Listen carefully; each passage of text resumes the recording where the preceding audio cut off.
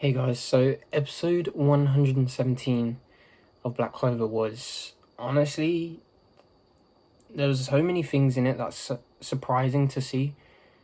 Like, one, Nero, straight from the beginning after the opening, which by the way is amazing. Nero, the bird that kept on following Asta around everywhere, spoke. Turns out she's the bird is a girl. Is an actual girl. And then they go and revive the first Wizard King. You know, the statue on top of the skull in Asta's village? The Wizard King is actually partially alive inside that stone or statue. So that is pretty crazy to think about. That the tomb in the skull made the elves come back, or resurrected the elves, and the statue above the skull basically resurrects the first Wizard King. So that's pretty crazy.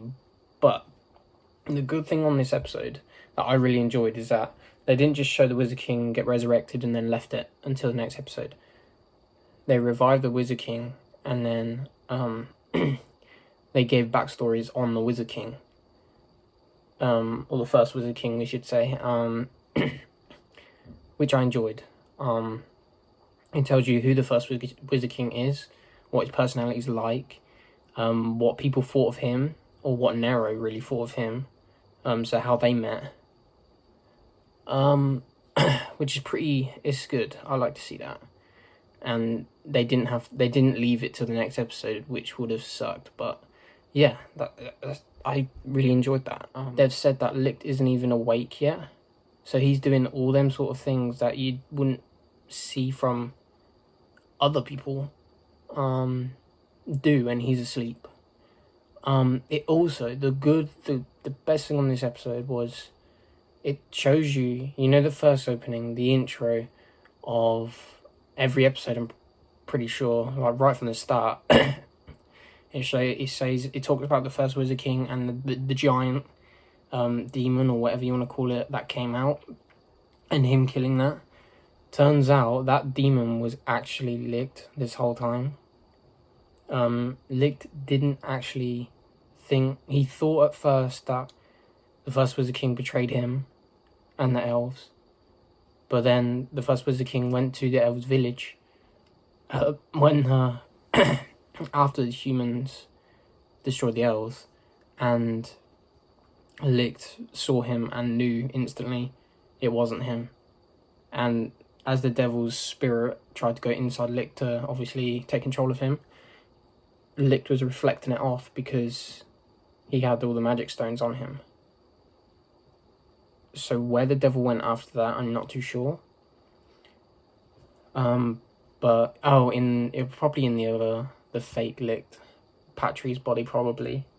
But we won't know yet. I think it probably was that. But it's crazy to think all that time Licht was that giant devil, and the first Wizard King killed his best friend, basically.